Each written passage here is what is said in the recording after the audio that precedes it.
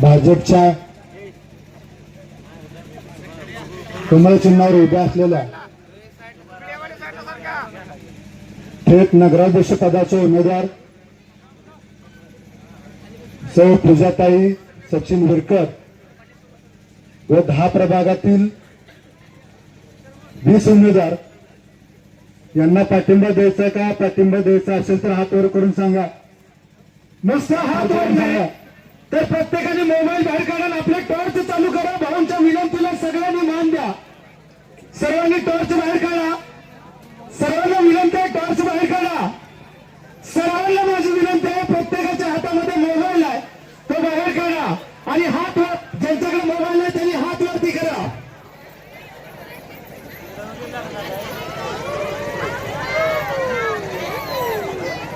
निवडून आणायचं ना? जोरात सांगा, जोरात सांगा. तुम्हाला निवडून आणायचं ठरले, तुम्हाला पाठिंबा द्यायचा ठरले, पण आमच्या थेट नगराध्यक्ष पदाचे उमेदवार त्यांच्याबरोबर 8 नगरसेवकाचे उमेदवार ज्यांनी तुमच्यासाठी माघार घेतली त्यांना येणाऱ्या काळात निवडून येणारच. तुम्ही आता निवडून आल्यानंतर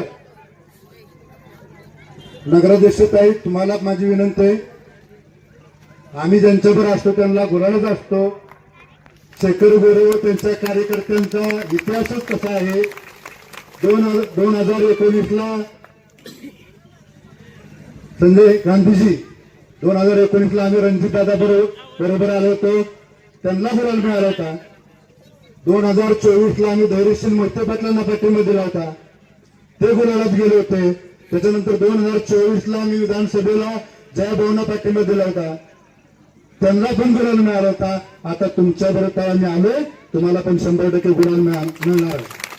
फक्त आमच्या लोकांना नगराध्यक्ष झाल्यानंतर, हे गप्पा सारे शांत बसा, नगराध्यक्ष झाल्यानंतर आमच्या कार्यकर्त्यांना, आमच्या ह्या उमेदवारांना न्याय मिळाला पाहिजे.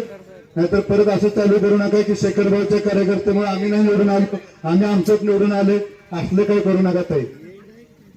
आमच्या कार्यकर्त्याच्या आणि उमेदवाराच्या वतीने मी तुम्हाला सांगतो, तसं काय घाबरायचं कारण नाही. कार्यकर्त्यांनो, शेखर गोरे तुमच्या पाठीशी, आणि इथून पुढं आतापासून कमळ चिन्ह 2 तारखेला फुलवायचं आहे.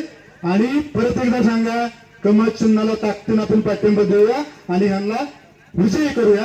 2 तारखेला कमळ चिन्हासमोरील बटन दाबून प्रचंड मताने आपण विजय करूया. जय हिंद, जय महाराष्ट्र.